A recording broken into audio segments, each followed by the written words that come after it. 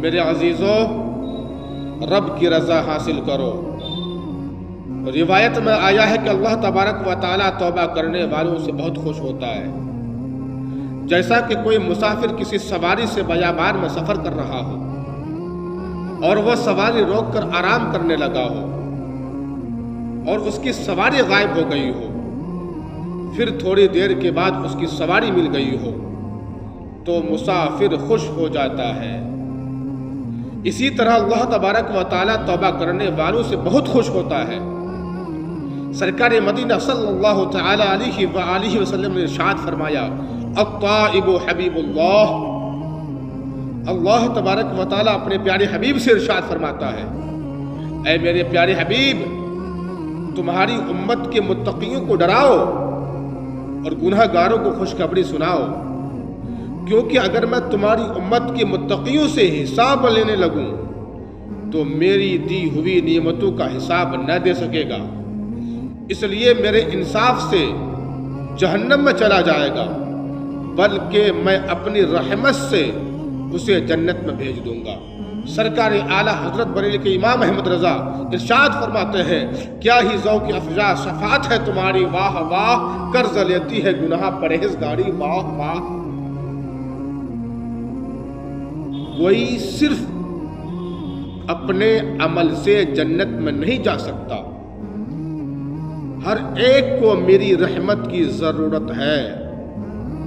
اے میرے محبوب، آپ کی امت کے گنہگار اپنے گناہ کی معافی مانگ کر توبہ کرتا ہے تو میں بہت خوش ہوتا ہوں اور اسے بخش دیتا ہوں، بلکہ اس کے گناہوں کو نیکیوں سے بدل دیتا ہوں۔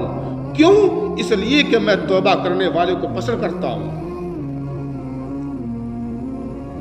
حضرت عمر رضی اللہ تعالی عنہ کے زمانے میں ایک گانا گانے والا فاسق جو لوگوں کو گانا سنایا کرتا تھا، لوگ اس کے گانے سن کر نذرانے دیتے تھے، اس کا چرچا سارے شہر میں ہو گیا۔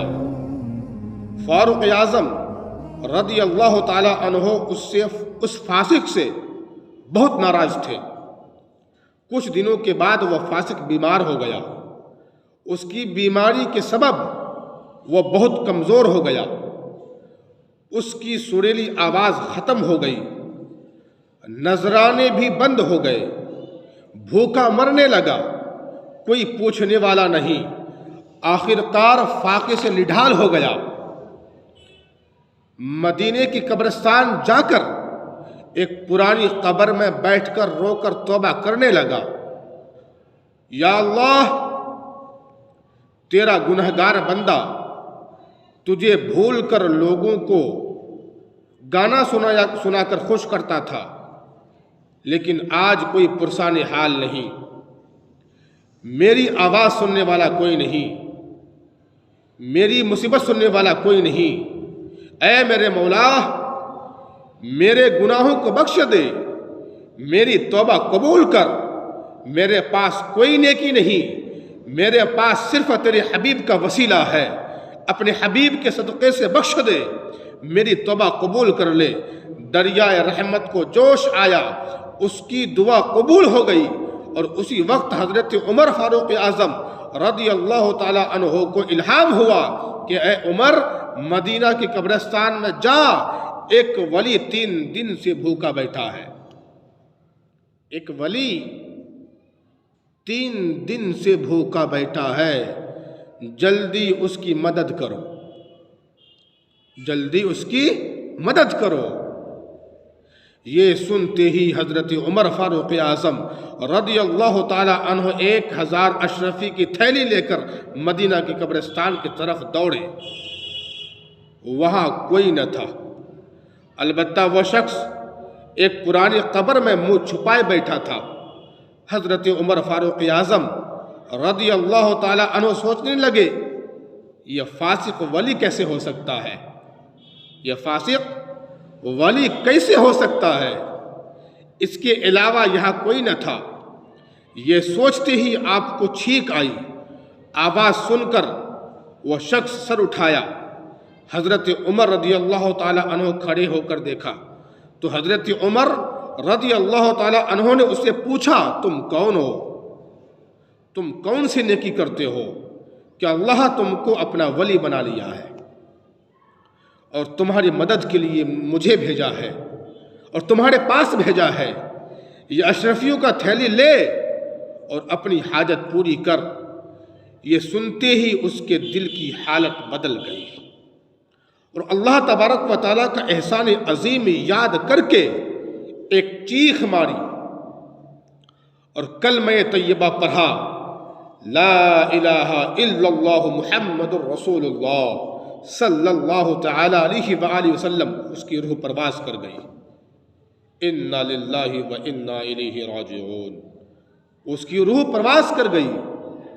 یہ دیکھ کر حضرت عمر رضی اللہ تعالی عنہ رونے لگے اور اعلان کیا کہ تمام مدینے کے لوگ اللہ کے ولی کے جنازے میں حاضر ہو جائیں اور نماز جنازہ پڑھیں۔ سب لوگ جمع ہو کر نماز جنازہ ادا کر کے بڑے اہتمام کے ساتھ دفن کیے۔ میرے عزیزوں، دیکھا آپ نے ایک فاجر، ایک فاسق جب سچے دل سے توبہ کرتا ہے، جب سچے دل سے توبہ کرتا ہے تو اللہ تبارک و تعالیٰ اپنے فضل و کرم سے اپنے مقرب بندوں میں داخل کر لیا۔ لیکن آج ہم ہزاروں گناہ کرنے کے باوجود نادم نہیں ہوتے، شرمسار نہیں ہوتے، اپنے دل میں گناہ کا احساس کرتے ہی نہیں۔